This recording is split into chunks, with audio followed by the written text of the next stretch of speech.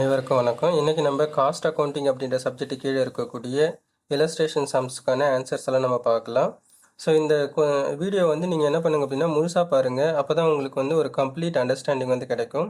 நம்மளோட சேனலை இன்னும் சப்ஸ்கிரைப் பண்ணாமல் வச்சுருக்கிறீங்க அப்படின்னா சப்ஸ்கிரைப் வந்து பண்ணிவிடுங்க. இப்போ நம்ம வீடியோ வந்து நம்ம கண்டினியூ பண்ணலாம். Chapter 1 cost sheet tenders and quotations அப்படின்ற சாப்டர் கீழே இருக்கக்கூடிய சம்ஸை நம்ம பார்ப்போம். ஸோ ஃபஸ்ட்டு வந்து சாப்டரோட டிஸ்கிரிப்ஷன் வந்து பார்க்கலாம். Cost sheet tenders and quotation அப்படின்றது வந்து இந்த சாப்டரில் 3 டாபிக் வந்து பார்ப்போம். ஃபஸ்ட்டு வந்து பார்த்தீங்கன்னா ஸ்டேட்மெண்ட் ஆஃப் காஸ்ட் ஷீட், அதாவது ஒரு காஸ்ட் ஷீட்டை வந்து ஸ்டேட்மெண்ட் பேசிஸில் நம்ம கால்குலேட் பண்ணுவோம். அதில் வந்து பார்த்தீங்கன்னா ப்ரைம் காஸ்ட்டு, ஃபேக்ட்ரி காஸ்ட்டு, அதுக்கடுத்தது வந்து cost of sales, cost of production, அதுக்கடுத்தது வந்து பார்த்திங்க அப்படின்னா நமக்கு வந்து சேல்ஸோட டிஃபரன்ஸை கண்டுபிடிச்சி ப்ராஃபிட்டாக லாஸ் அப்படின்றதெல்லாம் கண்டுபிடிப்போம். ஸோ இந்த மாதிரி கேட்டகரிஸில் ஃபாலோ பண்ணுறது தான் வந்து cost sheet. Tenders and quotations அப்படின்னு எடுத்துக்கிறீங்க. டெண்டர்ஸ் அப்படின்னும் போது பார்த்தீங்க அப்படின்னா லைக் ஏதாவது பேஸ்ட் ஆன் த இயர்ஸ், எத்தனை வருஷம் அப்படின்றதெல்லாம் கேட்டகரிஸில் நம்ம கால்குலேட் பண்ணுவோம். ஃபர்தராக நம்ம அதே பேட்டர்னில் வரக்கூடிய சம்ஸை நம்ம பார்க்கும்போது நமக்கு கிளியராக அண்டர்ஸ்டாண்ட் ஆகும். அடுத்தது பப்ளிகேஷன் இஸ் மார்க்கம் publication, page number 2.12, illustration number 1. illustration 1 வந்து நம்ம பார்க்கலாம். Prepare A cost sheet from the following data. இருக்கக்கூடிய டீட்டெயில்ஸை பேஸ் பண்ணி நம்ம காஸ்ட் ஷீட்டை எப்படி ப்ரிப்பேர் பண்ணலாம் அப்படின்றத பார்ப்போம். ஸோ இப்போ இந்த டேட்டாஸ் வந்து பார்த்திங்க அப்படின்னா ஃபஸ்ட்டு வந்து டைரக்ட் மெட்டீரியல் கன்சியூம்டு அப்படின்னா அது யூஸ் பண்ணிட்டாங்கன்னு அர்த்தம், அதாவது அதை பயன்படுத்திட்டாங்கன்னு அர்த்தம். டைரக்ட் மெட்டீரியல் அப்படின்றது வந்து பார்த்திங்க அப்படின்னா டைரெக்டாக அந்த மெட்டீரியல்ஸ் வந்து ஒரு பொருளை மேனுஃபேக்சர் பண்ணுறதுக்கு, ப்ரொடியூஸ் பண்ணுறதுக்கு வந்து யூஸ் ஆகும். அதுதான் வந்து பார்த்திங்கன்னா டைரக்ட் மெட்டீரியல் அப்படி சொல்லிட்டு சொல்லுவாங்க. ஸோ அது ஒரு 50,000 வந்து கொடுத்துருக்குறாங்க. நெக்ஸ்ட் வந்து பார்த்திங்கன்னா direct wages paid. Direct wages paid அப்படின்றது வந்து என்னென்னா அந்த பொருளை செய்யறதுக்கு நேரடியாக எந்த நபர்கள் வந்து ஈடுபட்டு இருக்கிறாங்களோ அந்த நபருக்கு கொடுக்கக்கூடிய சம்பளம் மற்றும் கூலி, இதுதான் வந்து டைரக்ட் வேஜஸ்னு அர்த்தம். அதாவது அந்த பொருளை செய்யறதுக்கு சப்போர்ட்டிவ் எம்ப்ளாயீஸ் வந்து இருப்பாங்க. ஆனால் சப்போர்ட் பண்ணுறவங்களோட டைரெக்டாக அந்த ஒரு பொருளை உற்பத்தி செய்வதற்காக ஈடுபடக்கூடிய நபர் அப்படின்னு அர்த்தம். அதாவது ஒரு ஆப்ரேட்டர் இல்லை அந்த பொருளை செய்யக்கூடிய ஒரு மேக்கிங் மேன் அப்படின்ற மேக்கிங் மேன்ஸ், இவங்க எல்லாமே கூட நம்ம எடுத்துக்கலாம். ஸோ அப்போ அவங்களுக்கு வந்து ஒரு 40,000 கொடுத்துருக்காங்க. அடுத்தது chargeable expenses. Chargeable expenses is also one of the direct expenses தான். அதாவது ஒரு ஃபேக்ட்ரியில் வந்து பார்த்திங்க அப்படின்னா ஒரு பொருளை உற்பத்தி செய்வதற்கு சம்மந்தமான செலவுகள் அப்படின்னு சொல்லிட்டு நம்ம எடுத்துப்போம். அது ஒரு 10,000. அடுத்தது இன்டைரக்ட் மெட்டீரியல்ஸ். இன்டைரக்ட் மெட்டீரியல்ஸ் அப்படின்றது வந்து பார்த்திங்கன்னா சப்போர்ட்டிவ் மெட்டீரியல்ஸ்னு அர்த்தம். ஃபார் எக்ஸாம்பிள் இப்போ நம்ம வந்து ஒரு மில்க் பிஸ்கெட் கம்பெனி எடுத்துக்கிறோன்னு வச்சுப்போம். அந்த மில்க் பிஸ்கெட் கம்பெனியில் வந்து பார்த்திங்க அப்படின்னா மில்க் பிஸ்கெட் அப்படின்றது வந்து ஒரு கோர் ப்ராடக்ட், ஏன்னா அதை தான் வந்து சேல்ஸ் பண்ண போகிறாங்க. ஆனால் அது வந்து பார்த்திங்கன்னா அப்படியே டைரெக்டாக அந்த பொருளை வந்து அந்த பிஸ்கெட்டை நம்ம கிரியேட் பண்ணிட முடியாது. அப்போது அதுக்கு வந்து வி நீட் சம் மெஷினரி. அப்போ என்ன பண்ணுறோம் அப்படின்னா அதுக்குன்னு ஒரு ஃபேக்ட்ரி, அந்த ஃபேக்ட்ரிக்குள்ளே ஒரு மெஷின்னு, அது ஏன்னா அந்த ப்ராசஸ்லாம் ஒவ்வொரு ஸ்டேஜஸ்லையும் கன்வெர்ட் பண்ணி அது பிஸ்கெட்டை நம்ம மாற்றுறது. அப்போ வீட்டை வந்து நம்ம கன்வெர்ட் பண்ணி நம்ம மாற்றுறோம். அப்போ அதுக்கு வந்து ஒரு லொக்கேஷன் வந்து தேவைப்படுது, ஒரு பில்டிங் வந்து தேவைப்படுது. ஸோ இப்போ இதெல்லாம் வந்து பார்த்திங்க அப்படின்னா இன்டைரக்ட் மெட்டீரியல் அப்படி சொல்லுவாங்க. அதாவது அதை பொருளை உருவாக்குவதற்காக இருக்கக்கூடிய supportive things and equipments and tools, இதெல்லாம் வந்து பார்த்திங்கன்னா இன்டைரக்ட் மெட்டீரியல்ஸ் அப்படி சொல்லுவாங்க. ஸோ இந்த இன்டைரக்ட் மெட்டீரியல்ஸில் வந்து பார்த்திங்க அப்படின்னா யூஸ்ட் இன் ஃபேக்ட்ரி. இப்போ ஒரு கம்பெனி எடுத்துக்கிறீங்க அப்படின்னா அதில் நிறைய செக்மெண்ட்ஸ் வந்து நம்மக்கிட்ட இருக்கும். ஒரு ஃபேக்ட்ரி வந்து தனியாக இருக்கும், அதுக்கடுத்தது வந்து பார்த்திங்கன்னா மார்க்கெட்டிங் வந்து தனியாக இருக்கும், அக்கௌண்ட்ஸ் வந்து தனியாக இருக்கும், இந்த மாதிரி நிறைய இருக்கும். அதுக்கடுத்தது டிஸ்ட்ரிபியூஷன் கூட அந்த பொருளை வெளியில் எடுத்துகிட்டு போயிட்டு மார்க்கெட்டில் சேல்ஸ் பண்ணுறதுக்குன்னு சொல்லிட்டு தனியாக வந்து கான்செப்ட் இருக்கும். அதாவது ஒவ்வொரு டிபார்ட்மெண்ட்டும் தனித்தனியாக இருக்கும். இப்போ இதில் வந்து பார்த்திங்கன்னா indirect material used in factory. ஒரு ஃபேக்ட்ரியில் வந்து அந்த ஒரு பொருளை உற்பத்தி செய்வதற்கு சப்போர்ட் பண்ணக்கூடிய எக்யூப்மெண்ட்ஸ் அதெல்லாம் வந்து பார்த்திங்கன்னா இப்போ ஃபேக்ட்ரியில் யூஸ் பண்ணியிருக்கக்கூடியது. அதுக்கடுத்தது indirect material used in office. ஆஃபீஸில் வந்து பார்த்திங்க அப்படின்னா யூஸ் பண்ணக்கூடிய எல்லா மெட்டீரியல்ஸுமே இன்டைரக்ட் மெட்டீரியல்ஸ் தான். ஏன்னா டைரக்ட் மெட்டீரியல் அப்படின்னாலே ஒரு பொருளை உற்பத்தி செய்கிறதுக்கு டைரெக்டாக அஃபெக்ட் பண்ணக்கூடிய யூஸ் பண்ணக்கூடியது தான். அப்போ அது தவிர்த்து ரிமைனிங் இருக்கக்கூடியது எல்லாமே வந்து பார்த்திங்க அப்படின்னா இன்டைரக்ட் மெட்டீரியல்ஸ் கேட்டகரிஸில் இருக்கும். அப்போ ஆஃபீஸில் யூஸ் பண்ணக்கூடிய ஸ்டேஷ்னரி, ரப்பர், பென்னு, பென்சில் எல்லாமே கூட நம்ம எடுத்துக்கலாம்.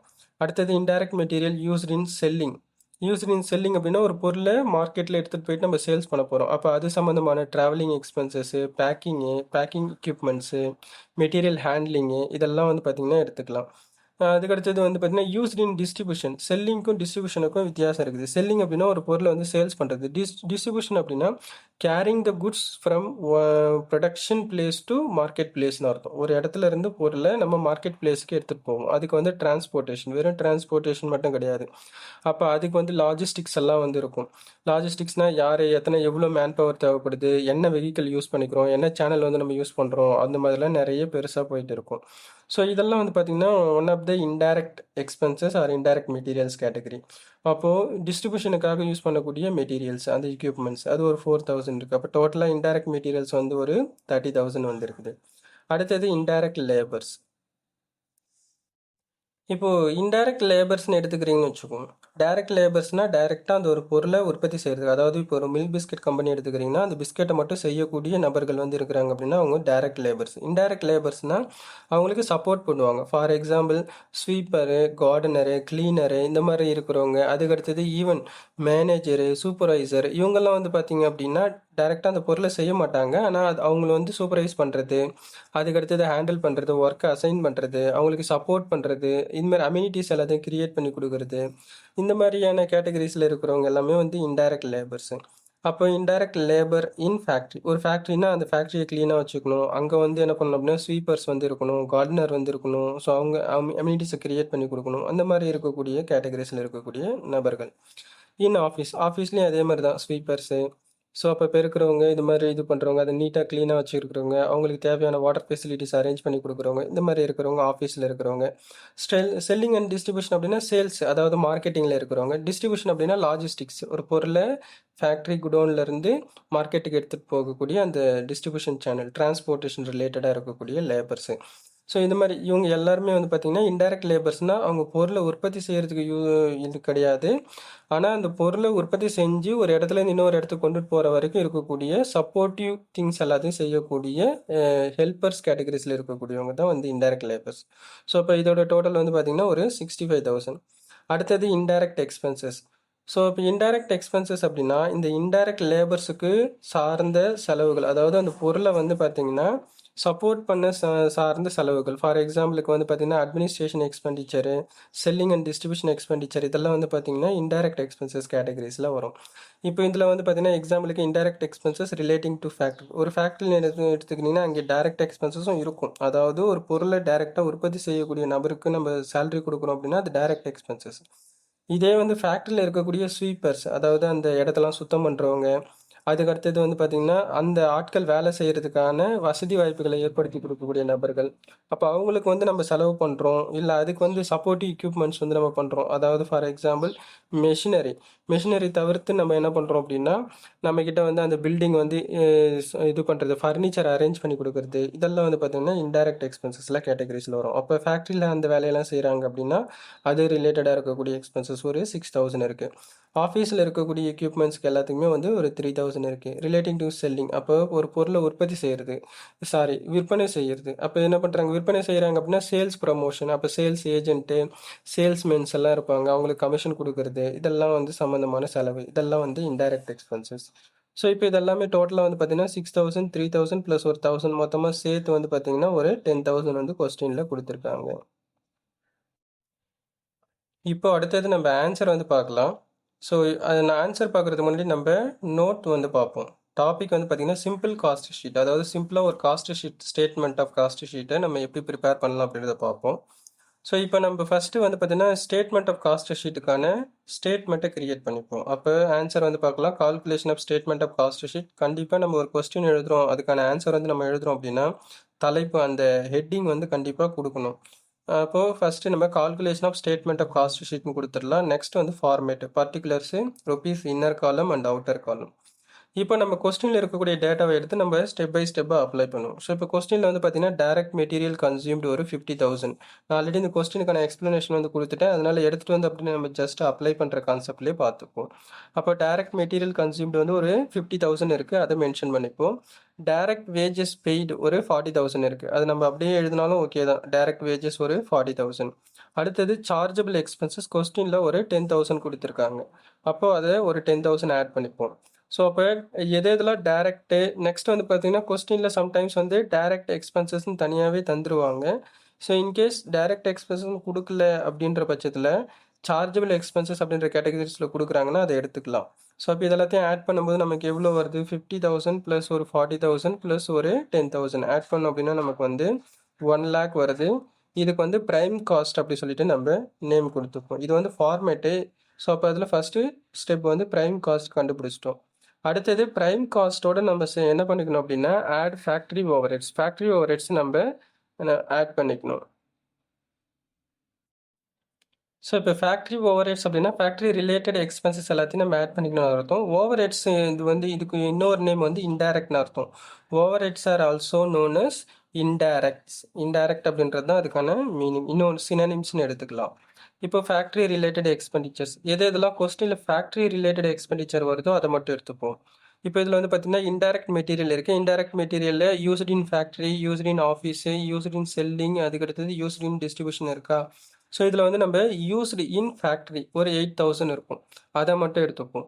அப்போ நம்மளுக்கு அது கரெக்டாக கோர்வையாக வரணும் அந்த சென்டென்ஸ் அப்படின்றதுனால இன்டைரக்ட் மெட்டீரியல் யூஸ்டு இன் ஃபேக்ட்ரி அப்படின்ற நேம்லேயே நம்ம எடுத்துப்போம். அப்போது அதை 8,000 வந்து இன்னர் காலத்தில் மென்ஷன் பண்ணிக்கலாம். அடுத்தது இன்டைரக்ட் லேபர்ஸ். கொஸ்டினில் வந்து அதே மாதிரி தான் இன்டைரக்ட் லேபர்ஸு இன் ஃபேக்ட்ரின்னு இருக்கும் பாருங்கள், ஒரு 15,000. அப்போது இன்டைரக்ட் லேபர்ஸ் யூஸ்டு இன் ஃபேக்ட்ரி ஒரு 15,000 இன்னர் காலத்தில் மென்ஷன் பண்ணிப்போம். அடுத்தது இன்டைரக்ட் எக்ஸ்பென்சஸில் ரிலேட்டிங் டு ஃபேக்ட்ரி வந்து ஒரு 6,000 இருக்குது. இதையும் நம்ம எடுத்துக்கலாம். Indirect expenses relating to factory வந்து ஒரு 6,000. அப்போ டோட்டலாக ஆட் பண்ணோம் அப்படின்னா ஃபேக்ட்ரி ஓவர்ஹெட்ஸ் வந்து 8,000 ப்ளஸ் ஒரு 15,000 ப்ளஸ் ஒரு 6,000 ஆட் பண்ணோன்னா நமக்கு வந்து 29,000 வருது. ஸோ இந்த 29,000 நம்ம என்ன பண்ண சொல்கிறாங்கன்னா ப்ரைம் காஸ்ட்டு 1 lakh ஆட் பண்ண சொல்கிறாங்க. அப்போ 1 lakhல 29,000 நம்ம ஆட் பண்ணும்போது 1,29,000 சொல்லிட்டு வரும். ஸோ இதுக்கு வந்து நம்ம என்னென்னு பண்ணிக்கலாம் அப்படின்னா ஃபேக்ட்ரி காஸ்ட் அப்படி சொல்லிட்டு நம்ம நேம் கொடுத்துப்போம் அஸ் பெர் த ஃபார்மேட். அடுத்தது ஆட் அட்மினிஸ்ட்ரேட்டிவ் எக்ஸ்பெண்டிச்சர், அதாவது அட்மினிஸ்ட்ரேட்டிவ் ஓவர்ஹெட்ஸ் அப்படி சொல்லிட்டு நம்ம மென்ஷன் பண்ணிக்கலாம். அப்போ அட்மினிஸ்ட்ரேஷன் ரிலேட்டடாக இருக்கக்கூடிய எக்ஸ்பென்சஸ் எல்லாமே இங்கே வந்துடும். இது ஆஃபீஸ் அண்ட் அட்மினிஸ்ட்ரேட்டிவ் எக்ஸ்பெண்டிச்சர் அப்படின்னு நம்ம எடுத்துக்கலாம். ஆஃபீஸ் அண்ட் அட்மினிஸ்ட்ரேட்டிவ் ஓவர்ஹெட்ஸ் அப்படின்ற கேட்டகரிஸில் எடுத்துக்கலாம். இப்போ இந்த இடத்துல எதெல்லாம் வந்து பாருங்கள் ஆஃபீஸ் யூஸ் வருதோ அது எல்லாத்தையும் நம்ம எடுத்துக்கலாம். ஆஃபீஸ் அட்மினிஸ்ட்ரேஷன் ரெண்டுமே ஒன்று தான். அப்போ indirect material used in office ஒரு 12,000 இருக்குது. அதை எடுத்துகிட்டு வந்து அட்மினிஸ்ட்ரேட்டிவ் ஓவர்ஹெட்ஸு கீழே மென்ஷன் பண்ணிப்போம். அதுக்கு அடுத்தது இன்டைரக்ட் லேபர்ஸில் வந்து இன் ஆஃபீஸ் ஒரு 20,000 இருக்குது. அப்போ இன்டைரக்ட் லேபர்ஸ் இன் ஆஃபீஸ் ஒரு 20,000 அதையும் இன்னர் காலத்தில் மென்ஷன் பண்ணிப்போம். இன்டைரக்ட் எக்ஸ்பென்சஸில் ரிலேட்டிங் டு ஆஃபீஸ் ஒரு 3,000 இருக்குது. அதை நம்ம எடுத்துக்கலாம். அப்போ indirect expenses relating to office வந்து ஒரு 3,000. அப்போ டோட்டல் ஆட் பண்ணும்போது டோட்டல் அட்மினிஸ்ட்ரேட்டிவ் ஓவர்ஹெட்ஸ் வந்து பார்த்தீங்கன்னா 35,000. அதாவது 12,000 ப்ளஸ் 20,000 ப்ளஸ் ஒரு 3,000 ஆட் பண்ணோம்னா 35,000 வந்து நமக்கு வரும். இப்போ இதை நம்ம என்ன சொல்கிறாங்கன்னா ஃபேக்ட்ரி காஸ்ட் 1,29,000 இந்த அட்மினிஸ்ட்ரேட்டிவ் ஓவர்ஹெட்ஸோட டோட்டலையும் ஆட் பண்ணிக்க சொல்கிறாங்க. அப்போ 1,29,000 ப்ளஸ் ஒரு 35,000 ஆட் பண்ணோம்னா நமக்கு 1,64,000 வந்து கிடைக்கும். இதுக்கு பேர் வந்து பார்த்திங்கன்னா காஸ்ட் ஆஃப் ப்ரொடக்ஷன். ஸோ அப்போ இந்த காஸ்ட் ஆஃப் ப்ரொடக்ஷன் அப்படின்றது வந்து என்னென்னா ஒரு பொருளை உற்பத்தி செஞ்சு முடிக்கிற வரைக்கும் இருக்கக்கூடிய மொத்த செலவு. காஸ்ட் அப்படின்னாலே எக்ஸ்பெண்டிச்சர் தான். Cost means expenses. அப்போது ஒரு பொருளை உற்பத்தி செஞ்சு முடிக்கிறாங்க, அது வரைக்கும் இருக்கக்கூடிய செலவு up to the manufacturing expenditure அப்படின்னு அர்த்தம். ஸோ அப்போ அது வரைக்கும் இருக்கக்கூடிய செலவு 1,64,000 வந்து வந்துடுச்சு. அதோட நம்ம என்ன பண்ணிக்கிறோம் அப்படின்னா add selling and distribution overheads ரெண்டுமே ஒன்றா சேர்ந்து தான் வரும், தனித்தனியாக வராது. செல்லிங் தனியாகவும் டிஸ்ட்ரிபியூஷன் தனியாகவும் வராது. செல்லிங் அண்டு டிஸ்ட்ரிபியூஷன் ஓவர்ஹெட்ஸ் அப்படின்ற நேமில் தான் நம்ம ஆட் பண்ணிப்போம். இப்போ இந்த இடத்துல வந்து பாருங்கள் கொஸ்டினில் நம்மக்கிட்ட வந்து இன்டைரக்ட் மெட்டீரியல் யூஸ்டு இன் செல்லிங். அப்போ இன்டைரக்ட் மெட்டீரியல் கொஸ்டினில் வந்து யூஸ்டு இன் செல்லிங் வந்து ஒரு 6,000 இருக்குது. அதை இன்னர் காலத்தில் மென்ஷன் பண்ணிக்கலாம். அதுக்கு அடுத்தது இன்டைரக்ட் லேபர்ஸுக்கு கீழே வந்து பார்த்தீங்கன்னா இன்டைரக்ட் லேபர்ஸ் இன் செல்லிங் ஒரு 18,000 வந்து இருக்குது. அதுக்கு அடுத்தது வந்து பார்த்தீங்கன்னா இன் டிஸ்ட்ரிபியூஷன் வந்து ஒரு 12,000 வந்து இருக்குது. அதை நம்ம இங்கே மென்ஷன் பண்ணிப்போம். அங்கே கீழே அதே ஆர்டரில் மென்ஷன் பண்ணாலும் கரெக்டு தான். அடுத்தது வந்து பார்த்திங்கன்னா நம்மக்கிட்ட வந்து indirect expenses for selling. Indirect expenses வந்து பார்த்திங்கன்னா செல்லிங்கில் வந்து ஒரு 1,000 வந்து இருக்குது. அதுக்கு அடுத்தது வந்து பார்த்திங்கன்னா இன்டைரக்ட் லேபர் அது ஒரு 18,000 வந்து எடுத்தாச்சு. இன்டைரக்ட் மெட்டீரியலில் வந்து பார்த்திங்கன்னா யூஸ்டு இன் டிஸ்ட்ரிபியூஷன் ஒரு 4,000 இருக்குது. அதையும் நம்ம இங்கே மென்ஷன் பண்ணிப்போம். செல்லிங் அண்ட் டிஸ்ட்ரிபியூஷன் ரெண்டு கேட்டகரிஸ்லையும் இருக்கக்கூடிய indirect material, indirect labour and indirect expenses எல்லாமே நம்ம எடுத்தாச்சு. அப்போ டோட்டலாக ஆட் பண்ணும்போது 6000 ப்ளஸ்ஸு 18,000 ப்ளஸ்ஸு 1000 ப்ளஸ்ஸு 4000 ப்ளஸ்ஸு ஒரு 12,000. அப்போ டோட்டலாக நம்ம ஆட் பண்ணும்போது நமக்கு 41,000 வந்து கிடைக்கும். இதுக்கு இதோடைய நேம் வந்து என்னது, செல்லிங் அண்ட் டிஸ்ட்ரிபியூஷன் ஓவர்ஹெட்ஸோட டோட்டல். அப்போது காஸ்ட் ஆஃப் ப்ரொடக்ஷன் 1,64,000ல் 41,000 நம்ம ஆட் பண்ணும்போது நமக்கு வந்து 2,05,000 வந்து கிடைக்கும். This is called cost of sales. Cost of sales அப்படின்னா ஒரு பொருளை விற்பனை செய்வதற்கு முன்னாடி வரைக்கும் இருக்கக்கூடிய செலவு எல்லாமே வந்து பார்த்தீங்கன்னா காஸ்ட் ஆஃப் சேல்ஸ், அதாவது விற்பனைக்கான அடக்க விலைன்னு சொல்லுவாங்க. ஸோ அந்த அதில் ப்ராஃபிட் வந்து இருக்காது. ப்ராஃபிட் இல்லாமல் வெறும் அந்த பொருளை மேனுஃபேக்சர் பண்ணி எடுத்துகிட்டு போயிட்டு சந்தையில் மார்க்கெட்டில் எடுத்துகிட்டு போயிட்டு சேல்ஸ் பண்ணுற முன்னாடி வரைக்கும் கஸ்டமர்கிட்ட அந்த பொருளை ஒப்படைக்கிறதுக்கு முன்னாடி வரைக்கும் இருக்கக்கூடிய டோட்டல் எக்ஸ்பென்சஸ் தான் வந்து பார்த்திங்கன்னா காஸ்ட் ஆஃப் சேல்ஸ். ஸோ அது வந்து பார்த்திங்கன்னா 2,05,000 நமக்கு வந்திருக்கு. So as per the question நம்மக்கிட்ட கொஸ்டினில் வந்து பார்த்தீங்கன்னா சேல்ஸோட வேல்யூ எதுவும் கொடுக்கல. ஏன்னா சேல்ஸோட வேல்யூ கொடுத்துருந்தா தான் நமக்கு வந்து ப்ராஃபிட்டாக லாஸ்ன்னு கண்டுபிடிக்க முடியும். இந்த கொஸ்டினில் வந்து பார்த்தீங்கன்னா சேல்ஸ்னு சொல்லிட்டு எதுவும் கொடுக்கல. ஏன்னா சேல்ஸோட வேல்யூ வந்து பார்த்தீங்கன்னா காஸ்ட் ப்ளஸ் ப்ராஃபிட் சேர்ந்தது. அதனால சேல்ஸ் கொடுக்காதனால நம்ம காஸ்ட் ஆஃப் சேல்ஸோட நம்ம ஃபைனல் ஆன்சராக கன்சிடர் பண்ணி இந்த சம்முக்கு விட்டுருவோம். அடுத்தது செகண்ட் இல்லஸ்ட்ரேஷன் வந்து பார்க்கலாம். அதே same chapter cost sheet tenders and quotation கீழே வந்து page number 2.13 illustration number 2.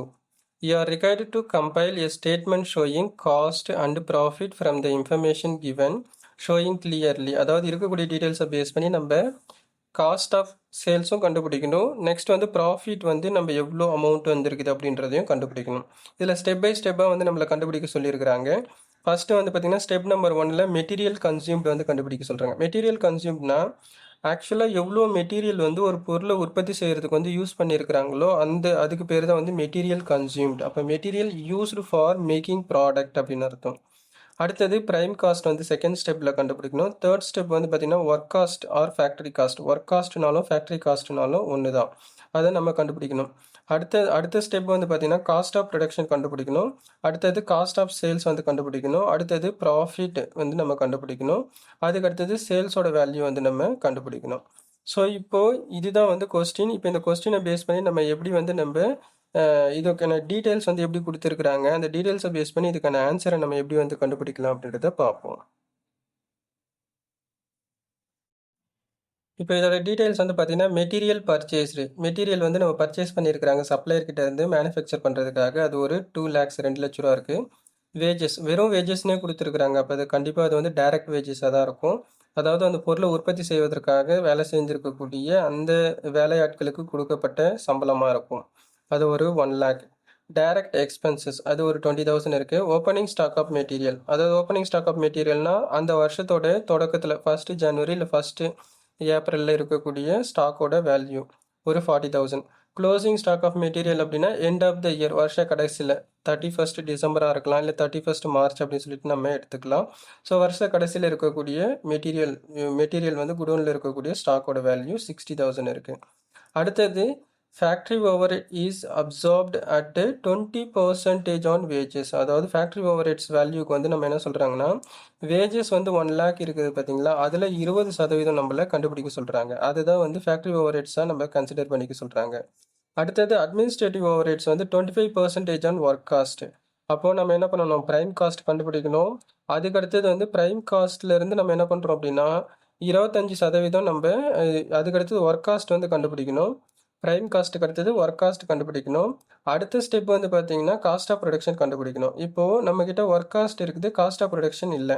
அப்போ அந்த ஒர்க் காஸ்ட்லேருந்து நம்ம 25% நம்ம கண்டுபிடிச்சோம் அப்படின்னா அதுதான் வந்து அட்மினிஸ்ட்ரேட்டிவ் ஓவர் ஹெட்ஸாக நம்ம எடுக்க சொல்லியிருக்கிறாங்க. அடுத்தது selling and distribution overheads வந்து 20% ஆன் காஸ்ட் ஆஃப் ப்ரொடக்ஷன். அப்போது ப்ரைம் காஸ்ட் கண்டுபிடிச்சிட்டோம், ஒர்க் காஸ்ட் கண்டுபிடிச்சிட்டோம், நெக்ஸ்ட்டு காஸ்ட் ஆஃப் ப்ரொடக்ஷன் நம்ம கண்டுபிடிச்சிட்டோம். காஸ்ட் ஆஃப் ப்ரொடக்ஷனோட வேல்யூலேருந்து நம்ம 20% நம்ம கண்டுபிடிச்சோம் அப்படின்னா எடுத்தோம் அப்படின்னா அது வந்து செல்லிங் அண்ட் டிஸ்ட்ரிபியூஷன் ஓவர் ஹெட்ஸாக இருக்கும். அதுக்கடுத்தது ஃபைனலாக வந்து நம்ம சேல்ஸோட வேல்யூ கண்டுபிடிக்கணும், அதில் 20% ப்ராஃபிட்டாக கன்சிடர் பண்ணிக்கணும். இப்போது இதெல்லாம் இந்த பர்சன்டேஜோடைய வேல்யூலாம் எப்படி நம்ம கண்டுபிடிக்கலாம் அப்படின்றத ஸ்டெப் பை ஸ்டெப்பாக இதோட ஆன்சரை வந்து நம்ம பார்ப்போம். இப்போ நம்ம ஆன்சர் வந்து பார்க்கலாம். Calculation of statement of cost sheet. அதுக்கடுத்தது இதில் வந்து பார்த்திங்கன்னா ப்ராஃபிட்டும் நம்ம கண்டுபிடிக்கிற மாதிரி இருக்கும். இப்போ நம்ம கொஸ்டினில் இருக்கக்கூடிய டீடைல்ஸை எடுத்துகிட்டு வந்து நம்ம இப்போ ஸ்டேட்மெண்ட்டில் அப்ளை பண்ணிக்கலாம். Particulars rupees inner column and outer காலத்தில் மென்ஷன் பண்ணிப்போம். ஃபர்ஸ்ட் கொஸ்டினில் வந்து பார்த்தீங்கன்னா opening stock of material. So opening stock of material வந்து கொஸ்டினில் ஒரு 40,000 இருக்குது. அதை எடுத்துகிட்டு வந்து இன்னர் காலத்தில் மென்ஷன் பண்ணிப்போம். இதோட பர்ச்சேஸ் ஆஃப் மெட்டீரியல், அதாவது மெட்டீரியல் பர்ச்சேஸ்னு அர்த்தம். அது ஒரு 2 lakhs இருக்குது கொஸ்டினில். அந்த 2 lakhs எடுத்துகிட்டு வந்து ஆட் பண்ணிப்போம்.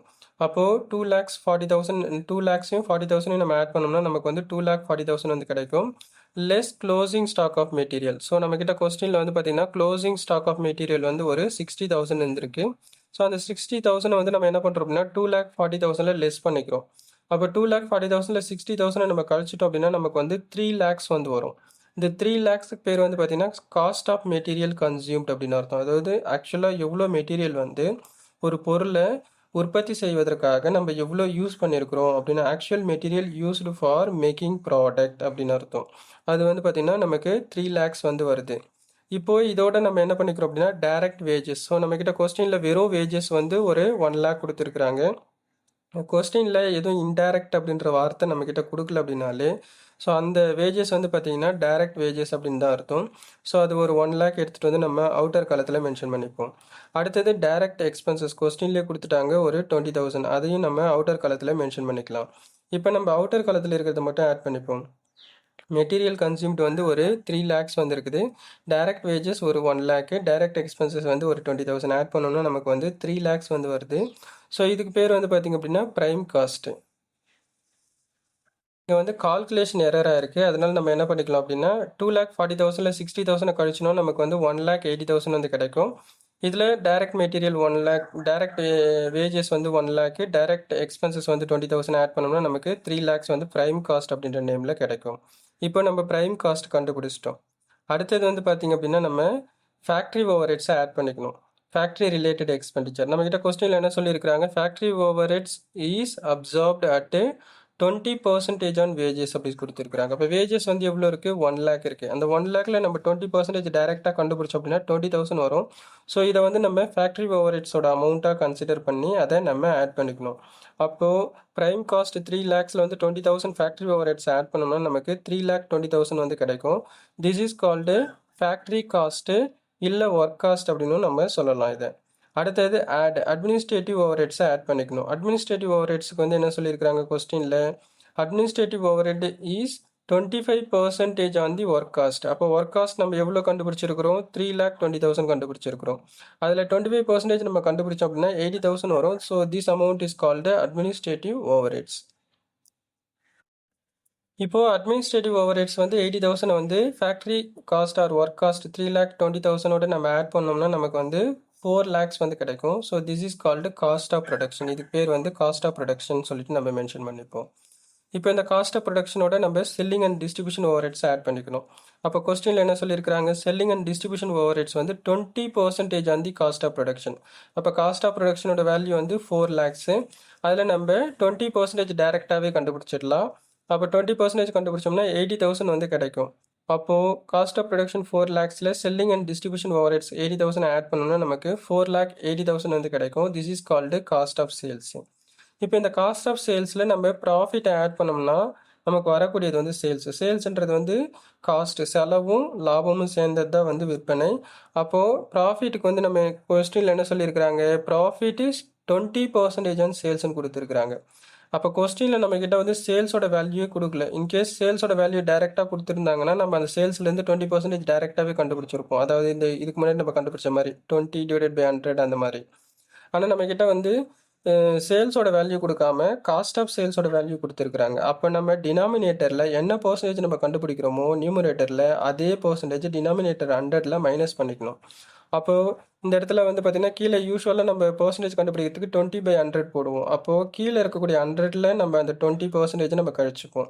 இன்கேஸ் 30% கொடுக்குறாங்கன்னா 100 - 30 ஆகும்.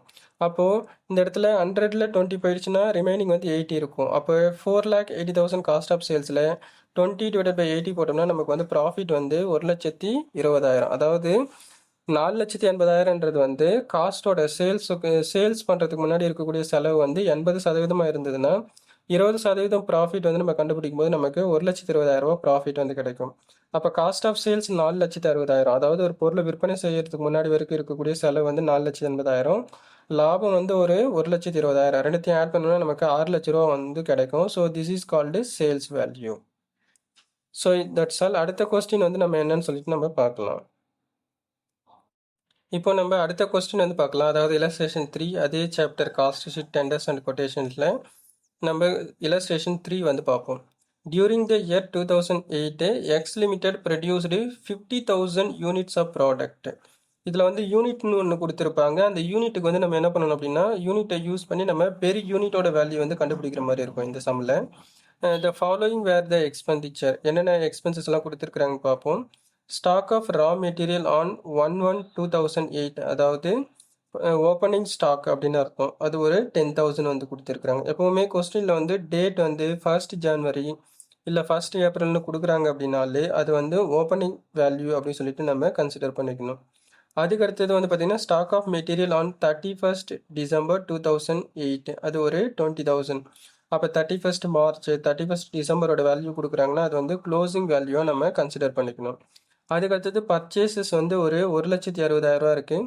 டைரக்ட் வேஜஸ் வந்து ஒரு 75,000 இருக்குது. டைரக்ட் எக்ஸ்பென்சஸ் வந்து பார்த்தீங்கன்னா நமக்கு 25,000 இருக்குது. ஃபேக்ட்ரி எக்ஸ்பென்சஸ் ஒரு 37,500, ஆஃபீஸ் எக்ஸ்பென்சஸ் 62,500 இருக்குது. செல்லிங் எக்ஸ்பென்சஸ் வந்து பார்த்தீங்கன்னா ஒரு 25,000 இருக்குது. இருக்கக்கூடிய டீட்டெயில்ஸை பேஸ் பண்ணி you are required to prepare the cost sheet, statement of cost ஷீட்டை ப்ரிப்பேர் பண்ணணும். ஷோயிங் காஸ்ட் பெர் யூனிட், அதில் வந்து பார்த்தீங்கன்னா காஸ்ட் பெர் யூனிட்டோட வேல்யூ வந்து என்னன்றதும் நம்ம கண்டுபிடிக்கணும். Total cost sheet at each stage, ஒவ்வொன்றுலேருந்து டோட்டல் காஸ்ட் ஷீட்டோட டோட்டல் வேல்யூ என்ன அப்படின்றதையும் நம்ம கண்டுபிடிக்கணும். ஸோ இப்போ இந்த கொஸ்டினுக்கான டீட்டெயில்டு ஆன்சர் என்ன அப்படின்றத நம்ம பார்க்கலாம். இப்போ நம்ம ஆன்சர் வந்து பார்க்கலாம். Calculation of cost sheet of X limited for the year ending 31/12/2008. இந்த இடத்துல கொஸ்டினில் வந்து பார்த்தீங்கன்னா வருஷ கடைசியோட டேட் வந்து கொடுத்துருக்குறாங்க.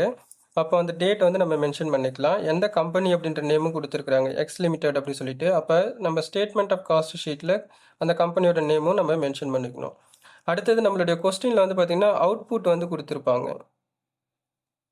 அப்போ நம்மளுடைய கொஸ்டினில் ஃபர்ஸ்ட் லைன்லேயே கொடுத்துருப்பாங்க X limited produced 50,000 units of product அப்படின்னு சொல்லிட்டு. அப்போ அந்த அவுட்புட்டை வந்து பார்த்தீங்கன்னா ஸ்டேட்மெண்ட்டை நம்ம கிரியேட் பண்ணுறதுக்கு முன்னாடி பெர் யூனிட் காலத்துக்கு மேலே டாப்பில் ரைட் சைடில் நம்ம மென்ஷன் பண்ணிக்கணும். அது வந்து நம்ம ப்ராக்கெட்டுக்குள்ளே அவுட்புட் 50,000 யூனிட்ஸ் அப்படி சொல்லிட்டு. அது எதுக்காகனா நம்ம அந்த பெர் யூனிட்டாக கன்வெர்ட் பண்ணுறதுக்கு நம்ம யூஸ் பண்ணிப்போம்.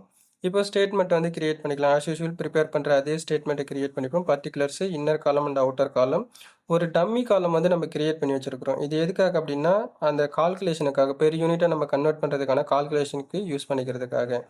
இப்போ கொஸ்டினில் வந்து பாருங்கள் opening stock of raw material. இப்போ இந்த கொஸ்டினில் வந்து பார்த்தீங்கன்னா ஓப்பனிங் ஸ்டாக்ன்றது வந்து என்னது, 1st January கொடுத்துருக்கக்கூடியது. 1/1/2008 வந்து ஸ்டாக் ஆஃப் ரா மெட்டீரியல் வந்து ஒரு 10,000 கொடுத்துருக்குறாங்க.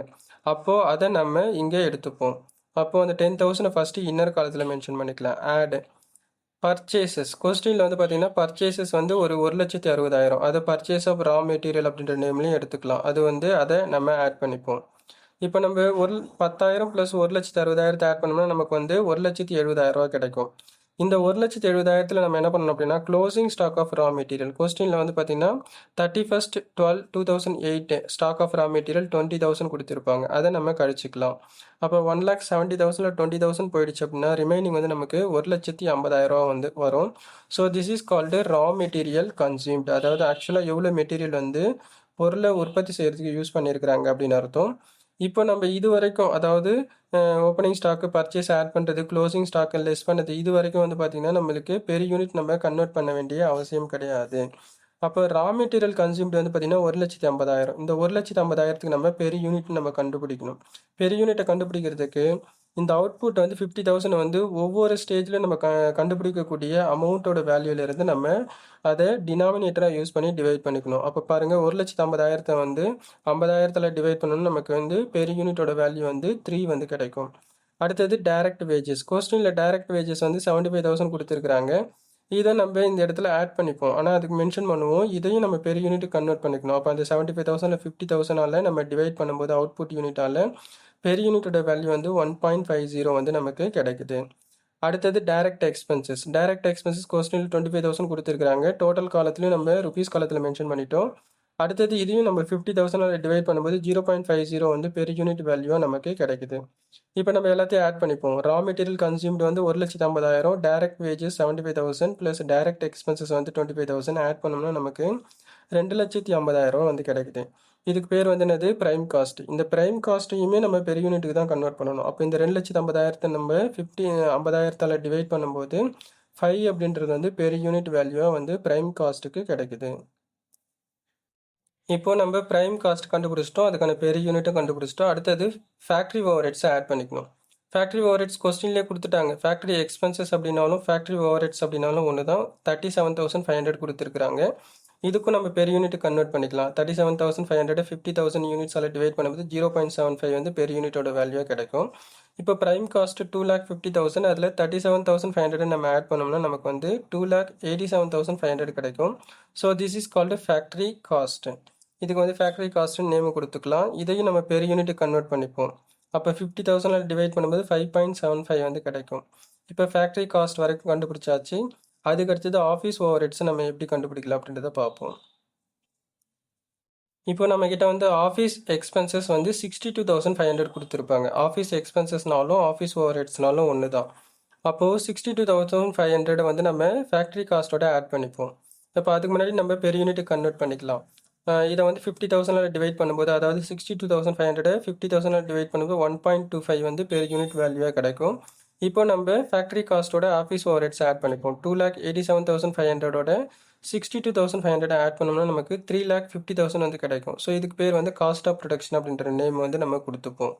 இப்போ அதுக்கு அடுத்தது இந்த காஸ்ட் ஆஃப் ப்ரொடக்ஷனையும் நம்ம 50,000 யூனிட்டால் டிவைட் பண்ணி 7 அப்படின்றத வந்து பெர் யூனிட் வேல்யூவை நம்ம கன்சிடர் பண்ணிப்போம். அடுத்தது காஸ்ட் ஆஃப் ப்ரொடக்ஷன் கண்டுபிடிச்சாச்சு. தென் செல்லிங் ஓவர் ஹெட்ஸை நம்ம ஆட் பண்ணிக்கணும். செல்லிங் ஓவர் ஹெட்ஸ் அப்படின்னா கொஸ்டினில் வந்து பார்த்தீங்கன்னா செல்லிங் எக்ஸ்பென்சஸ் வந்து 25,000 கொடுத்துருப்பாங்க. ரெண்டுமே ஒன்று தான். செல்லிங் எக்ஸ்பென்சஸ்னாலும் செல்லிங் ஓவர் ஹெட்ஸ் ரெண்டுமே ஒன்று தான். அப்போ இந்த 25,000 காஸ்ட் ஆஃப் ப்ரொடக்ஷனோட நம்ம ஆட் பண்ணிப்போம். அதுக்கு முன்னாடி இதையும் நம்ம 50,000ஆல் நம்ம 50,000 யூனிட்டால் டிவைட் பண்ணுவோம்.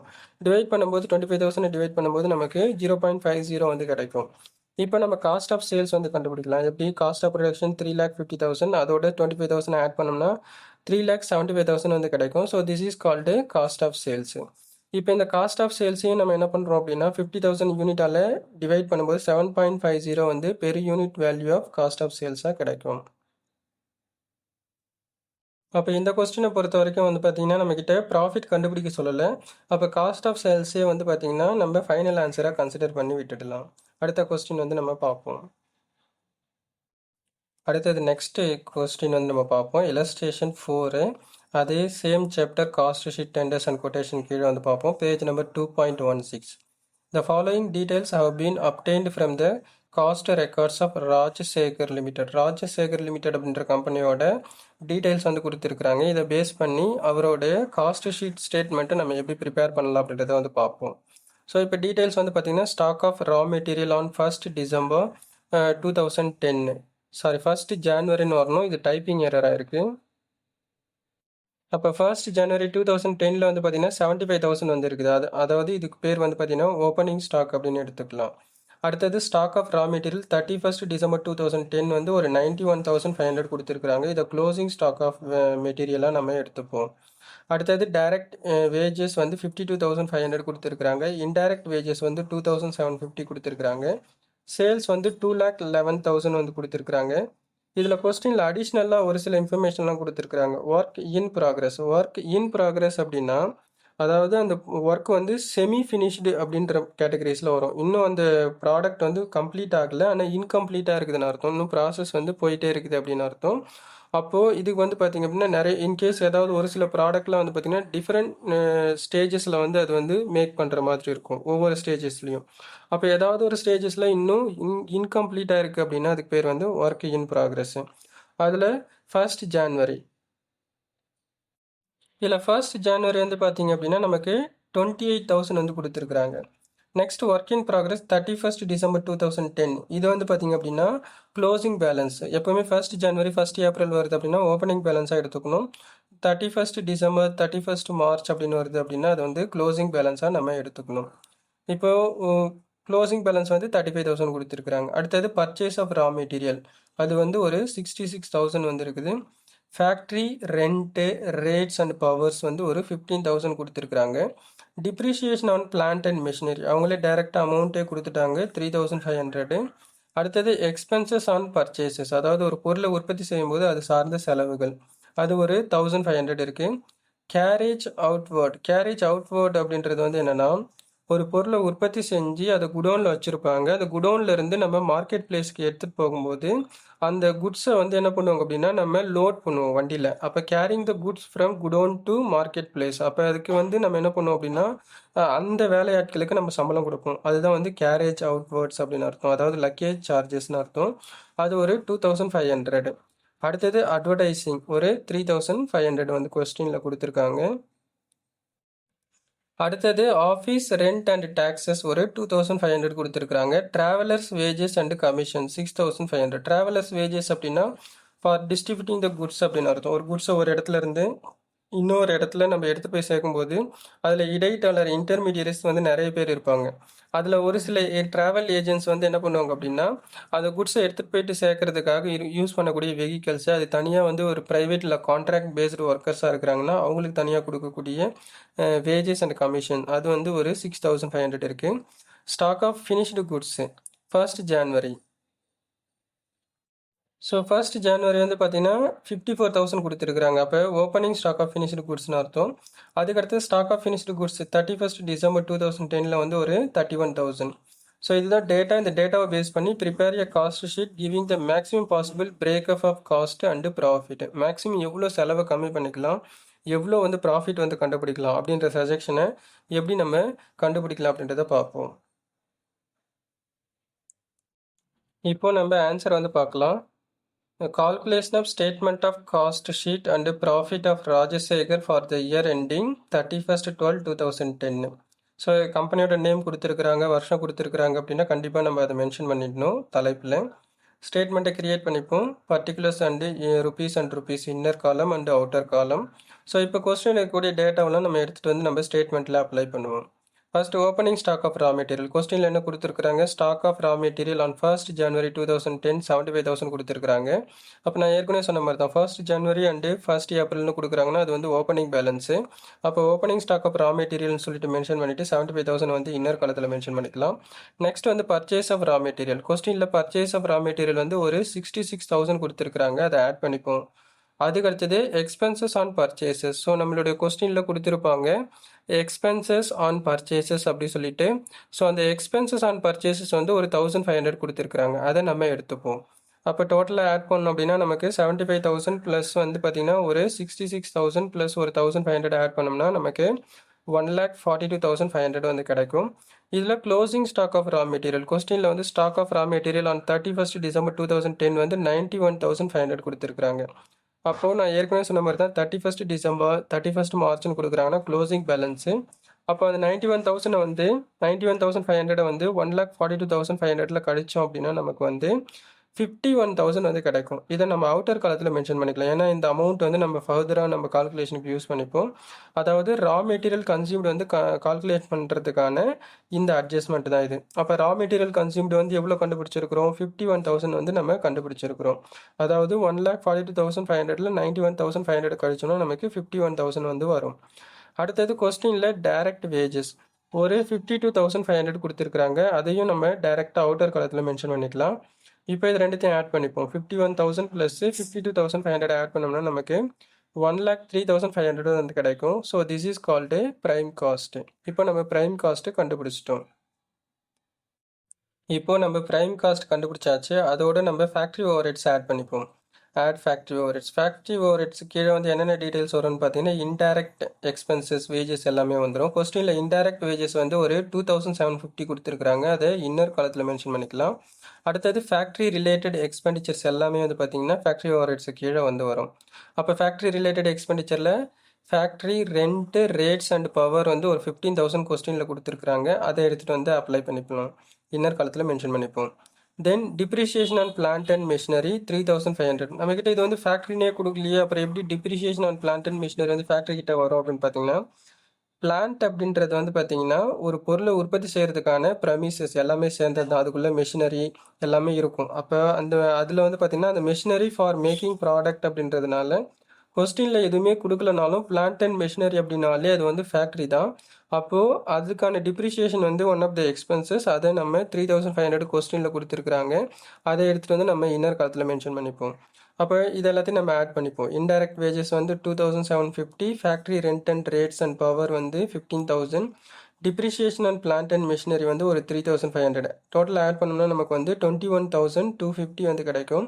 ப்ரைம் காஸ்ட் 1,03,500ல் 21,250 ஆட் பண்ணோம்னா நமக்கு 1,24,750 வந்து கிடைக்கும். So this is called cross factory cost. ஏன் நம்ம டைரெக்டாக ஃபேக்ட்ரி காஸ்ட்னு கொடுக்காம கிராஸ் ஃபேக்ட்ரி காஸ்ட்னு கொடுக்குறோம் அப்படின்னா, ஒரு சில அட்ஜஸ்ட்மெண்ட்ஸ் வந்து இருக்குது. அதாவது ஒர்க் இன் ப்ராக்ரஸ்னு வந்து கொடுத்துருக்குறாங்க. ஒர்க் இன் ப்ராக்ரஸ்னால் செமி ஃபினிஷ்டு குட்ஸ்னு அர்த்தம். இன்னும் அந்த ப்ராசஸ் வந்து முடியாமல் போயிட்டே இருக்குது அப்படின்னு அர்த்தம். ஒரு சில ஸ்டேஜஸ் மட்டும்தான் முடிச்சிருக்காங்க, இன்னும் ஒரு சில ஸ்டேஜஸ் வந்து முடிக்க வேண்டியது இருக்குது அப்படின்னு அர்த்தம், அதை ப்ராடக்டாக மாற்றுறதுக்கு. அப்போது இங்கே கொஸ்டினில் வந்து 1st January 2010 work in progress 28,000 கொடுத்துருக்குறாங்க. அதை நம்ம ஃபஸ்ட்டு ஆட் பண்ணிப்போம். அப்போ 1,24,750ல் 28,000 ஆட் பண்ணோம்னா நமக்கு வந்து 1,52,750 வந்து கிடைக்கும். இதில் க்ளோசிங் ஒர்க் இன் ப்ராக்ரஸ் வந்து 31st December கொடுத்துருக்கக்கூடிய 35,000 வந்து க்ளோசிங் பேலன்ஸு. அப்போ க்ளோசிங் ஒர்க் இன் ப்ராக்ரஸ் 35,000 நம்ம மைனஸ் பண்ணோம் அப்படின்னா நமக்கு வந்து எவ்வளோ வருது? 1,17,750 வந்து கிடைக்குது. So this is called adjusted factory cost இல்லை ஃபேக்ட்ரி காஸ்ட் அப்படின்னு கூட நம்ம மென்ஷன் பண்ணிக்கலாம். இப்போ நம்ம ஃபேக்ட்ரி காஸ்ட்டை கண்டுபிடிச்சிட்டோம். அடுத்தது நமக்கு அட்மினிஸ்ட்ரேஷன் ஓவர்ஹெட்ஸை ஆட் பண்ணிக்கணும். அட்மினிஸ்ட்ரேஷன் ஓவர்ஹெட்ஸில் வந்து பார்த்திங்க அப்படின்னா நமக்கு வந்து கொஸ்டினில் ஆஃபீஸ் ரெண்ட் அண்ட் டேக்ஸஸ் ஒரு 2,500 கொடுத்துருக்குறாங்க. அது மட்டும்தான் இருக்குது. அப்போ அதை மட்டும் நம்ம ஆட் பண்ணிப்போம். 1,17,750ல் 2,500 நம்ம ஆட் பண்ணோம்னா நமக்கு வந்து 1,43,250 வந்து நமக்கு கிடைக்கும். ஓகே, டைப்பிங் எரராக இருக்குது. இப்போ நம்ம திரும்பவும் அதை வந்து செக் பண்ணிக்கலாம். ஃபேக்ட்ரி காஸ்ட் வரைக்கும் கண்டுபிடிச்சிட்டோம். அதுக்கடுத்து அட்மினிஸ்ட்ரேஷன் ஓவர் ஹெட்ஸ் வந்து ஆஃபீஸ் ரெண்ட் அண்ட் ரேட்ஸ் வந்து 2,500 ஆட் பண்ணோம்னா நமக்கு 1,20,250 வந்து கிடைக்கும். இதுக்கு பேர் வந்து நம்ம காஸ்ட் ஆஃப் ப்ரொடக்ஷன் அப்படி சொல்லிட்டு நேம் கொடுத்துடலாம். நெக்ஸ்ட் நம்மளோட கொஸ்டினில் வந்து பார்த்தீங்கன்னா ஃபினிஷ்டு குட்ஸோட வேல்யூ வந்து கொடுத்துருக்காங்க. ஃபினிஷ்டு குட்ஸ் வந்து பார்த்தீங்கன்னா stock of finished goods 1st January வந்து பார்த்தீங்கன்னா ஒரு 54,000 வந்து கொடுத்துருக்காங்க. அதை நம்ம காஸ்ட் ஆஃப் ப்ரொடக்ஷன் வேல்யூவில் ஆட் பண்ணிப்போம். அப்போ 1,20,250ல் 54,000 ஆட் பண்ணோம்னா நமக்கு 1,74,250 கிடைக்கும். நெக்ஸ்ட் வந்து less closing stock of finished goods. நம்மளோட கொஸ்டினில் ஸ்டாக் ஆஃப் ஃபினிஷ்டு குட்ஸ்ட்டு 31st December 2010 வந்து பார்த்தீங்கன்னா 31,000 கொஸ்டினில் கொடுத்துருப்பாங்க. அதை நம்ம லெஸ் பண்ணிக்கலாம். அப்போ 1,74,250ல் 31,000 லெஸ் பண்ணோம்னா நமக்கு 1,43,250 வந்து கிடைக்கும். இதுக்கு பேர் வந்து பார்த்தீங்கன்னா அட்ஜஸ்டட் காஸ்ட் ஆஃப் ப்ரொடக்ஷன் அப்படின்னு சொல்லலாம், இல்லை cost of production of goods sold அப்படின்னு சொல்லிட்டு நம்ம சொல்லலாம். அதாவது காஸ்ட் ஆஃப் ப்ரொடக்ஷன் அப்படின்னா ஒரு பொருளை உற்பத்தி செஞ்சு முடிக்கிற வரைக்கும் இருக்கக்கூடிய செலவு. காஸ்ட் ஆஃப் இதில் வந்து பார்த்தீங்கன்னா ப்ரொடக்ஷன் ஆஃப் குட்ஸ் சோல்டு அப்படின்னா ஒரு பொருளை உற்பத்தி செய்கிற இடத்துல இருந்து சேல்ஸ் பண்ணக்கூடிய இடத்துக்கு வரைக்கும் எடுத்துகிட்டு போயிட்டு அதை பிளேஸ் பண்ணுற வரைக்கும் இருக்கக்கூடிய செலவு தான் வந்து cost of production of goods sold. Next நம்ம வந்து ஃபினிஷ்டு குட்ஸ் அப்படின்னா அந்த பொருளை உற்பத்தி செஞ்சு வச்சுட்டாங்கன்னு அர்த்தம். அப்போ அந்த பொருள் வந்து பார்த்தீங்கன்னா குடோனில் ஸ்டோர் பண்ணி வச்சுருப்பாங்க. அப்போ வருஷத்தோட தொடக்கத்தில் இருக்கிறது வந்து opening stock of finished goods. வருஷத்தோட கடைசியில் இருக்கக்கூடிய வேல்யூ வந்து பார்த்தீங்கன்னா closing stock of finished goods அப்படின்னு அர்த்தம். அப்போது first opening stock of finished goods add பண்ணிவிட்டு நம்ம க்ளோசிங் ஸ்டாக்கை லெஸ் பண்ணி வரக்கூடிய டிஃபரன்ஸ் வேல்யூவை நம்ம cost of production of goods சோல்டை நம்ம கன்சிடர் பண்ணிட்டோம். தென் இதோட வந்து பார்த்தீங்கன்னா செல்லிங் அண்ட் டிஸ்ட்ரிபியூஷன் ஓவர் ஹெட்ஸை ஆட் பண்ணிப்போம். செல்லிங் அண்ட் டிஸ்ட்ரிபியூஷன் ஓவர் ஹெட்ஸில் வந்து பார்த்தீங்கன்னா கேரேஜ் அவுட்வேர்ட்ஸ் அப்படின்றது வந்து பார்த்தீங்கன்னா ஒரு குட்ஸ், அதாவது குடோனில் இருக்கக்கூடிய பொருளை மார்க்கெட் பிளேஸுக்கு எடுத்துகிட்டு போயிட்டு சேர்க்குற வரைக்கும் இருக்கக்கூடிய லக்கேஜ் சார்ஜஸ் தான் வந்து பார்த்தீங்கன்னா கேரேஜ் அவுட்வேர்ட்ஸ். நம்மக்கிட்ட கொஸ்டினில் கேரேஜ் அவுட்வேர்ட்ஸ் வந்து ஒரு 2,500 கொடுத்துருக்குறாங்க. அதை இன்னர் காலத்தில் மென்ஷன் பண்ணிப்போம். Advertising one of the sales related expenditure. ஏன்னா ஒரு பொருளை சேல்ஸ் பண்ணுறதுக்காக தான் நம்ம அட்வர்டைஸ் பண்ணுவோம். அப்போ 3,500 வந்து selling and distribution overheads கீழே வந்துடுது. அடுத்தது ட்ராவலர்ஸ் வேஜஸ் அண்ட் கமிஷன் வந்து 6,500. ட்ராவலர்ஸ் வேஜஸ் அண்ட் கமிஷன் அப்படின்னா அதாவது சேல்ஸ்மேன் அவங்களுக்கு கொடுக்கக்கூடிய கமிஷன் அர்த்தம். அப்போ ஒரு பொருளை உற்பத்தி செய்கிறதுக்காக சேல்ஸ் ஏஜென்ட்டு, கமிஷனு, இது பார்த்திங்கன்னா சேல்ஸ் மேனேஜர், இந்த மாதிரி நிறைய கேட்டகரிஸில் வந்து இருப்பாங்க. ஸோ அந்த இன்டர்மீடியட்ஸ்க்கு நம்ம கொடுத்த செலவு அது வந்து ஒரு 6,500 வந்து இருக்குது. அப்போ இது எல்லாத்தையும் நம்ம ஆட் பண்ணிப்போம். 2,500 ப்ளஸ் 3,500 ப்ளஸ் ஒரு 6,500 ஆட் பண்ணோம்னா நமக்கு வந்து total selling and distribution overheads வந்து பார்த்திங்கன்னா 12,500. அப்போ cost of production of goods sold 1,43,250ல் 12,500 நம்ம ஆட் பண்ணோம்னா நமக்கு 1,55,750 வந்து கிடைக்கும். So this is called cost of sales. இதில் இருந்து நம்ம சேல்ஸோட வேல்யூ நம்ம கழிச்சோம் அப்படின்னா சேல்ஸோட வேல்யூ வந்து பார்த்தீங்கன்னா கொஸ்டினில் வந்து கொடுத்துருப்பாங்க 2,11,000 அப்படி சொல்லிட்டு. ஸோ அந்த 2,11,000 நம்ம வந்து என்ன பண்ணணும் அப்படின்னா நம்ம லெஸ் பண்ணி காமிக்கணும். அப்போ கொஸ்டினில் கொடுத்துருக்கக்கூடிய சேல்ஸ் ருபீஸ் 2,11,000 நம்ம காஸ்ட் ஆஃப் சேல்ஸ்லேருந்து கழிக்கும் போது நம்மளுக்கு மைனஸில் தான் வரும் ஆன்சர். ஆனால் சேல்ஸை விட காஸ்ட் ஆஃப் சேல்ஸ் கம்மியாக இருக்குது அப்படின்னா அந்த டிஃபரன்ஸ் வேல்யூ வந்து ப்ராஃபிட்னு அர்த்தம். அப்போ 55,250 வந்து ப்ராஃபிட்டோட வேல்யூ நம்ம கன்சிடர் பண்ணிக்கலாம். இப்போ நம்ம அடுத்த கொஸ்டின் வந்து பார்க்கலாம். இல்லஸ்ட்ரேஷன் 5 வந்து பார்ப்போம். அதே same chapter 1 cost sheet tenders and quotation கீழே page number 2.17. The following particulars have been extracted from the books of manufacturing company. ஒரு மேனுஃபேக்சரிங் கம்பெனியோட டீட்டெயில்ஸ் வந்து கொடுத்துருக்குறாங்க. அப்போ அதோட டீட்டெயில்ஸை பேஸ் பண்ணி நம்ம எப்படி வந்து அதுக்கான காஸ்ட் ஷீட்டை ப்ரிப்பேர் பண்ணலாம் அப்படின்றத வந்து பார்ப்போம். ஸோ இங்கே கொஸ்டினில் வந்து பார்த்தீங்க அப்படின்னா stock of material 1st January 2010, அதாவது ஓப்பனிங் ஸ்டாக் ஆஃப் மெட்டீரியல்னு அர்த்தம், ஒரு 47,000 கொடுத்துருக்குறாங்க. Stock of material on 31st December 2010 வந்து ஒரு 50,000 கொடுத்துருக்குறாங்க. அப்போ இது வந்து க்ளோசிங் பேலன்ஸாக நம்ம கன்சிடர் பண்ணிக்கலாம். அடுத்தது மெட்டீரியல் பர்ச்சேஸ் வந்து 2,08,000 கொடுத்துருக்குறாங்க. ஆஃபீஸ் சேலரிஸ் வந்து ட்ராயிங் அப்படின்னும் போது பார்த்தீங்க அப்படின்னா அதாவது எடுத்திருக்கிறாங்கன்னு அர்த்தம், அது ஒரு 9,600. கவுண்டிங் ஹவுஸ் சேலரிஸ் அது வந்து ஒரு 14,000 வந்து கொடுத்துருக்குறாங்க. கவுண்டிங் ஹவுஸ் சேலரிஸ் அப்படின்னா இன்கேஸ் அதாவது சேலரிஸ் கேட்டகரிஸில் வந்து பார்த்திங்க அப்படின்னா ஏதாவது டெம்பரரியாக ஒர்க் பண்ணக்கூடிய பர்சன்ஸ்க்கு வந்து கொடுக்கக்கூடிய கேட்டகரியாக இருக்கலாம். கேரேஜ் இன்வர்ட் ஒரு 8,200. கேரேஜ் இன்வர்ட் அப்படின்னா ரா மெட்டீரியலை நம்ம மேனுஃபேக்சரிங் ஏரியாவுக்கு வந்து கொண்டு வரதுக்கான லக்கேஜ் சார்ஜஸ் அப்படின்னு அர்த்தம். ஸோ அது வந்து ஒரு 8,200. கேரேஜ் அவுட்வர்ட் அப்படின்றது வந்து ஃபினிஷ்டு ப்ராடக்ட்ஸு மார்க்கெட்டுக்கு எடுத்துகிட்டு போய் சேர்க்கறதுக்கான லக்கேஜ் சார்ஜஸ் அது வந்து ஒரு 5,100. Cash discount allowed by us to customer 3,400. Cash discount வந்து நம்மளோட கஸ்டமருக்கு கொடுத்துருக்குறோம். Bad debts written off one of the losses of the company. அதாவது பேட் டெட்ஸ் அப்படின்னா நம்ம பொருளை கடனுக்கு விற்பனை செஞ்சுருப்போம், கிரெடிட் சேல்ஸ் பண்ணியிருப்போம், அந்த கஸ்டமர் வந்து நம்மளுக்கு அந்த காசை கொடுக்காம ஏமாற்றிட்டு இருப்பாங்கன்னு அர்த்தம், வாராக்கடன்.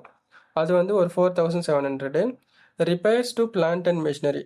பிளான்ட் அண்ட் மிஷினரி வந்து என்ன பண்ணுறாங்க அப்படின்னா அதை ரிப்பேர் பண்ணதுக்கான சார்ஜஸ் வந்து ஒரு 10,600. ரெண்ட் ரேட்ஸ் அண்டு ஃபேக்ட்ரி ரிலேட்டடாக இருக்கக்கூடிய ரெண்ட் ரேட் வந்து ஒரு 3,000 இருக்குது. Rent rate for office overheads கீழே வரக்கூடிய ரெண்ட் ரேட் வந்து ஒரு 1,600 வந்து இருக்குது கொஸ்டினில். அடுத்தது ட்ராவலிங் எக்ஸ்பென்சஸ் வந்து ஒரு 3,100. ட்ராவலிங் கமிஷன் வந்து ஒரு 8,400 இருக்குது. ப்ரொடக்ஷன் வேஜஸ் வந்து பார்த்திங்கன்னா 1,40,000. டிப்ரிஷியேஷன் பிளான்ட் அண்ட் மிஷினரிக்கான டிப்ரிஷியேஷன் வந்து 7,100. டிப்ரிஷியேஷன் ஆஃப் ஆஃபீஸ் ஃபர்னிச்சர் அப்படின்னும் போது ஆஃபீஸ் ஓவர் ஹெட்ஸு கீழே வந்துடும். இதே பிளான்ட் அண்ட் மிஷினரி அப்படின்னா ஃபேக்ட்ரி ஓவர் ஹெட்ஸு கீழே வரக்கூடிய டிப்ரிஷியேஷன். அப்போ ஆஃபீஸ் ஓவர் ஹெட்ஸு கீழே வரக்கூடிய டிப்ரிஷியேஷன் வந்து பார்த்திங்கன்னா 600. டைரக்டர் ஃபீஸ் ஒரு 6,000 இருக்குது. கேஸ் அண்ட் வாட்டர் சார்ஜஸ் ஃபேக்ட்ரியில் இருக்கக்கூடியது 1,500. Gas and water charges in office overheads கீழே வரக்கூடியது வந்து ஒரு 300. ஜெனரல் சார்ஜஸ் ஒரு 5,000 கொடுத்துருக்குறாங்க. மேனேஜர் சேலரி வந்து ஒரு 12,000 கொடுத்துருக்குறாங்க. அதுக்கடுத்தது ஒரு சில அடிஷ்னல் இன்ஃபர்மேஷன்ஸ் எல்லாமே கொடுத்துருக்குறாங்க. Out of 48 hours in a week, ஒரு வாரத்தில் 48 மணி நேரம் வந்து ஒர்க் பண்ணுறாங்க அப்படின்னு அர்த்தம்.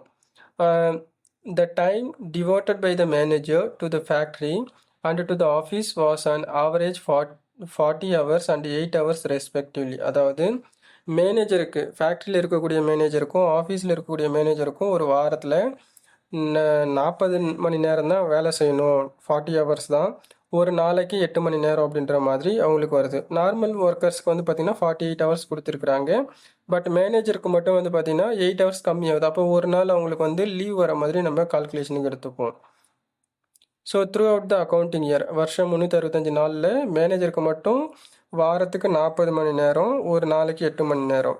இதே வேலையாட்களுக்கு வந்து 48 மணி நேரம் வாரத்துக்கு அப்படி சொல்லிட்டு கொடுத்துருக்குறாங்க. அவங்களுக்கும் வந்து ஒரு நாளைக்கு 8 மணி நேரம் அப்படின்ற கேட்டகரியில் வரும். ஒரு நாள் வந்து எக்ஸ்ட்ரா சேர்ந்து வர மாதிரி இருக்கும். Prepare a statement giving the following information. இருக்கக்கூடிய டீட்டெயில்ஸை பேஸ் பண்ணி நம்ம காஸ்ட் ஷீட்டோட ஸ்டேட்மெண்ட்டை கிரியேட் பண்ணணும். அதில் step number 1 prime cost, second இது வந்து பார்த்தீங்கன்னா factory on cost as per percentage of production wages. Factory on cost அப்படின்னாலும் ஃபேக்ட்ரி ஓவர் ஹெட்ஸ் அப்படின்னாலும் ஒன்று தான். அப்போ ப்ரொடக்ஷன் ஓவர் ஹெட்ஸ் வேஜஸ்லேருந்து பர்சன்டேஜ் நம்ம கண்டுபிடிச்சி அதிலிருந்து நம்ம எடுக்கணும் அப்படின்னு அர்த்தம். அப்போ இந்த கொஸ்டினில் வந்து பார்த்தீங்கன்னா பர்சன்டேஜை நம்மக்கிட்ட கொடுக்கல. அப்போ நம்ம பர்சன்டேஜ் கண்டுபிடிக்கணும். அதுக்கப்புறம் அந்த பர்சன்டேஜ்லேருந்து நம்ம என்ன பண்ணணும் அப்படின்னா ஃபேக்ட்ரி ஓவர் ஹெட்ஸை நம்ம கண்டுபிடிக்கணும்.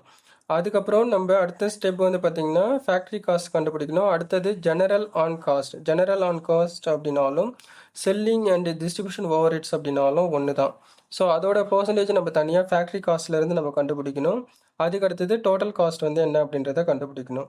ஸோ அப்போ இந்த கொஸ்டினுக்கான ஆன்சரை நம்ம எப்படி கண்டுபிடிக்கலாம் அப்படின்றத பார்க்கலாம். இப்போ நம்ம ஆன்சர் வந்து பார்க்கலாம். ஆன்சர் பார்க்கறதுக்கு முன்னாடி நோட்ஸ் வந்து பார்ப்போம். ஸோ இதில் நோட் நம்பர் 1 வந்து பார்க்கலாம். General on cost is assumed to be the total of all other overheads except the factory over heads. அதாவது ஃபேக்ட்ரி ஓவர் ஹெட்ஸை தவிர்த்து ரிமைனிங் இருக்கக்கூடிய administrative overheads, selling and distribution overheads எல்லாத்தையும் வந்து நம்ம ஜெனரல் ஆன் காஸ்ட்டாக நம்ம consider பண்ணிக்கணும் அப்படி சொல்கிறாங்க. அடுத்தது செகண்ட் நோட் வந்து பார்த்தீங்கன்னா cash discount is usually excluded from the cost accounts because it is a result of financial policy. அதாவது நம்ம கேஷ் டிஸ்கவுண்ட் கொடுக்கறத வந்து நம்ம கால்குலேஷனுக்கு எடுத்துக்கக்கூடாது. ட்ரேட் டிஸ்கவுண்ட்டை மட்டும் தான் நம்ம கால்குலேஷனுக்கு எடுக்கணும் அப்படின்னு அர்த்தம். அடுத்தது drawing office is a part of factory consisting of draftsmen who prepare the product and machinery drawings. நம்மக்கிட்ட கொஸ்டினில் வந்து பார்த்திங்க அப்படின்னா சேலரி ஆஃபீஸ் சேலரி டிராயிங்ஸ்னு கொடுத்துருப்பாங்க. அதை நம்ம என்ன பண்ணுறோம் அப்படின்னா ஃபேக்ட்ரி ஓவர் ஹெட்ஸாக நம்ம கன்சிடர் பண்ணிக்கணும் அப்படின்னு சொல்லிட்டு சொல்கிறாங்க. அதுக்கடுத்து travelling is assumed to be the part of the purpose of sales. So travelling அப்படின்ற கேட்டகரியில் ட்ராவலிங் எக்ஸ்பென்சஸ் இதெல்லாம் வந்து பார்த்திங்கன்னா செல்லிங் அண்ட் டிஸ்ட்ரிபியூஷன் எக்ஸ்பெண்டிச்சர் கேட்டகரிஸில் வரும். ஸோ இதுதான் வந்து நோட்ஸு. இந்த நோட்ஸை பேஸ் பண்ணி இப்போ நம்ம எப்படி வந்து ஆன்சரை வந்து 1 by 1 கண்டுபிடிக்கலாம் அப்படின்றத பார்ப்போம். இப்போ நம்ம ஆன்சர் வந்து பார்க்கலாம். Calculation of statement of cost sheet for the year ending 31st December 2010. ஸ்டேட்மெண்ட்டை கிரியேட் பண்ணிப்போம். Particulars rupees inner column and outer column.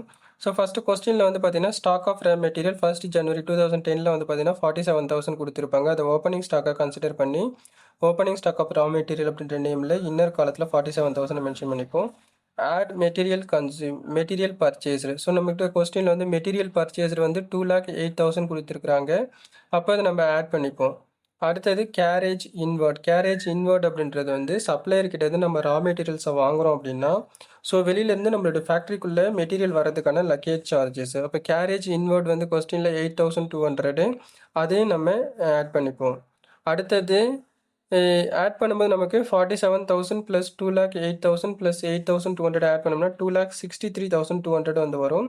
So இதில் நம்ம closing stock of raw materials. அப்போ stock of material 31st December 2010 50,000 அப்படின்றது வந்து closing stock. So அப்போ அந்த 50,000 நம்ம லெஸ் பண்ணிப்போம். 2,63,200ல் 50,000 நம்ம கழிச்சோம் அப்படின்னா நமக்கு வந்து 2,13,200 கிடைக்கும். இது நம்ம டேரெக்டாக அவுட்டர் காலத்தில் மென்ஷன் பண்ணிக்கலாம்.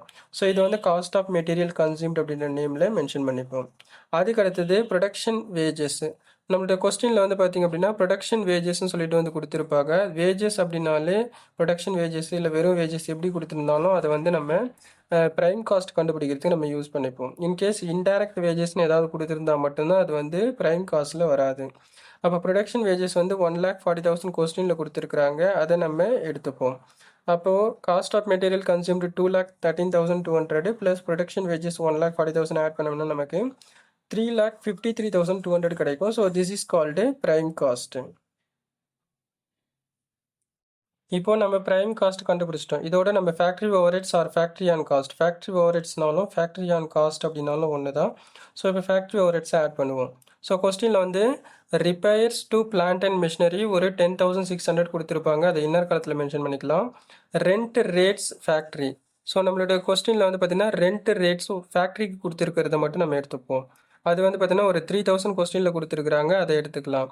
அடுத்தது வந்து பார்த்திங்கன்னா depreciation and plant and machinery. கொஸ்டினில் depreciation and plant and machinery 7,100 கொடுத்துருக்குறாங்க. அதுவும் ஃபேக்ட்ரி ஓவர் ஹெட்ஸு கீழே தான் வரும். அதுக்கடுத்தது gas and water factory. So gas and water factory வந்து கொஸ்டினில் வந்து பார்த்திங்கன்னா 1,500 கொடுத்துருப்பாங்க. அதை எடுத்துப்போம். ஆஃபீஸ் சேலரிஸ் வந்து பார்த்திங்க அப்படின்னா ஃபேக்ட்ரி ஓவர் ஹெட்ஸு கீழே தான் வரும். ஏன் ஆஃபீஸ் சேலரிஸ் வந்து ஃபேக்ட்ரி ஓவர் ஹெட்ஸு கீழே வருதுன்னா ட்ராயிங்ஸ்னு கொடுத்துருப்பாங்க. அது ப்ராக்கெட்டில் வந்து பார்த்திங்கன்னா ட்ராயிங்ஸ்னு கொடுத்துருப்பாங்க. ட்ராயிங்ஸ் அப்படின்றது வந்து நம்மளுடைய நோட்ஸ்லேயே சொல்லியிருப்பாங்க. ஆஃபீஸ் சேலரி ட்ராயிங்ஸ் அப்படின்றது one of the part of factory expenses category அப்படின்னு சொல்லிட்டு. அதனால நம்ம என்ன பண்ணணும் அப்படின்னா, ஈவன் தோ இந்த இடத்துல வந்து பார்த்தீங்கன்னா ஆஃபீஸ் சேலரிஸ் அப்படின்ற நேம் கொடுத்துருந்தாலுமே ப்ராக்கெட்டுக்குள்ளே ட்ராயிங்ஸ்னு கொடுத்ததுனால அது வந்து ஃபேக்ட்ரி ஓவர் ஹெட்ஸு கீழே நமக்கு வரும். இன்கேஸ் சிம்பிளாக எதுவும் மென்ஷன் பண்ணாமல் ஆஃபீஸ் சேலரிஸ்ன்னு மட்டும் கொடுத்துருக்குறாங்கன்னா office and administrative overheads கீழே வந்திருக்கும். அப்போ அந்த 9600 நம்ம ஃபேக்ட்ரி ஓவர் ஹெட்ஸு கீழே நம்ம மென்ஷன் பண்ணிப்போம். நெக்ஸ்ட் வந்து பார்த்தீங்கன்னா கொஸ்டினில் வந்து மேனேஜர் சேலரின்னு சொல்லிட்டு ஒன்று கொடுத்துருப்பாங்க. நம்மளோட கொஸ்டினில் வந்து பார்த்தீங்கன்னா மேனேஜர் சேலரி ஒரு 12,000 கொடுத்துருப்பாங்க. இந்த 12,000ல் வந்து பார்த்தீங்கன்னா ஒரு சில அட்ஜஸ்ட்மெண்ட் எல்லாம் நம்மக்கிட்ட சொல்லியிருப்பாங்க. இப்போ இந்த இடத்துல கொஸ்டினில் வந்து வெறும் மேனேஜர் சேலரின்னு தான் கொடுத்துருப்பாங்க. அது ஃபேக்ட்ரிக்கா ஆஃபீஸ்க்கா எதுவுமே சொல்ல மாட்டாங்க. அப்போ அதுக்கடுத்தது ஃபர்தராக நம்மளுடைய கொஸ்டினில் அடிஷ்னல் இன்ஃபர்மேஷனில் சொல்லியிருப்பாங்க. என்னென்னு சொல்லியிருப்பாங்கன்னா, out of 48 hours in a week, the time devoted by the manager to the factory and to the office was on average 40 hours and 8 hours respectively throughout the accounting years அப்படி சொல்லிட்டு, அதாவது ஒரு மேனேஜருக்கு வந்து சம்பளம் கொடுக்கும்போது அவங்களுக்கு நார்மலாக இருக்கக்கூடியது வந்து 48 ஹவர்ஸ் வந்து ஃபேக்ட்ரி ஒர்க்கர்ஸ்க்கு, ஆனால் 40 ஹவர்ஸ் வந்து பார்த்தீங்க அப்படின்னா மேனேஜருக்கு அப்படின்னு அர்த்தம். அப்போ இங்கே கொடுத்துருக்கக்கூடிய அமௌண்ட் வந்து பார்த்தீங்கன்னா 12,000 வந்து 48 ஹவர்ஸ் கொடுத்துருக்கிறதா நம்ம அசியூம் பண்ணிக்கணும். அதை நம்ம 40 ஹவர்ஸுக்கு நம்ம கன்வெர்ட் பண்ணிக்கணும். அப்போ 12,000ன்றது வந்து 48 ஹவர்ஸுக்காக இருக்குது அப்படின்னா 48ஆல் டிவைட் பண்ணிவிட்டு என்ன பண்ணுறோம் அப்படின்னா 40ஆல் நம்ம மல்டிப்ளை பண்ணும்போது ஒரு வாரத்துக்கான அமௌண்ட் வந்து பார்த்திங்கன்னா நமக்கு வந்து 10,000 வந்து கிடைக்கும். So this is call manager சேலரியை வந்து நம்ம என்ன பண்ணுறோம் 48 ஹவர்ஸில் இருக்கக்கூடியதை 40 ஹவர்ஸை கன்வெர்ட் பண்ணி எடுத்துட்டோம். அடுத்தது நம்மளுடைய கொஸ்டினில் வந்து சொல்லியிருப்பாங்க, அதே அடிஷ்னல் இன்ஃபர்மேஷன்லே factory on cost as a percentage of production wages. So production wages நம்மக்கிட்ட கொஸ்டினில் எவ்வளோ இருக்குது 1,40,000 இருக்குது. ஸோ இந்த ப்ரொடக்ஷன் வேஜஸ்லேருந்து நம்ம பர்சன்டேஜை கன்வெர்ட் பண்ணி எடுக்க சொல்கிறாங்க. அப்போ எப்படி கன்வெர்ட் பண்ணி எடுப்போம், நம்மக்கிட்ட வந்து பார்த்திங்கன்னா ஃபேக்ட்ரி ஓவர் ஹெட்ஸை நம்ம ஆட் பண்ணிப்போம். எல்லாத்தையும் டோட்டல் பண்ணிக்கலாம். அதாவது repairs to plant and machinery 10,600, rent rates factory வந்து 3,000, depreciation and plant and machinery 7,100, gas and water factory 1,500, office salary drawings 9,600, manager salary வந்து அட்ஜஸ்டட் 10,000, டோட்டல் ஆட் பண்ணோம்னா நமக்கு 41,800 வந்து டோட்டல் ஃபேக்ட்ரி ஓவர் ஹெட்ஸாக கிடைக்கும். இதை நம்ம ப்ரொடக்ஷன் ஓவர் ஹெட்ஸ் 1,40,000 டிவைட் பண்ணும்போது நமக்கு ஃப்ராக்ஷனில் ஒரு அமௌண்ட் வரும். அதை நம்ம 100ஆல் மல்டிப்ளை பண்ணோம் அப்படின்னா பர்சன்டேஜுக்கு நம்ம கன்வெர்ட் பண்ணுவோம். ஏன்னா அவங்ககிட்ட கொஸ்டின் நம்மக்கிட்ட சொல்லியிருக்கிறாங்க பர்சன்டேஜை நம்ம கண்டுபிடிக்க சொல்லியிருக்கிறாங்க. அப்போ நம்மளுக்கு வரக்கூடிய பர்சன்டேஜ் வந்து பார்த்திங்கன்னா 29.857 வந்து கிடைக்கும். ஸோ இது வந்து ப்ரொடக்ஷன் வேஜஸ்லேருந்து கண்டுபிடிச்சிருக்கக்கூடிய பர்சன்டேஜ் அப்படின்னு சொல்லிட்டு நம்ம மென்ஷன் பண்ணிக்கலாம். வேல்யூவில் எந்த சேஞ்சஸும் வராது. அதே சேம் 41,800 வந்து நம்ம அவுட்டர் காலத்தில் மென்ஷன் பண்ணி ப்ரைம் காஸ்ட்டோட நம்ம ஃபேக்ட்ரி ஓவர் ஹெட்ஸை நம்ம ஆட் பண்ணிப்போம்.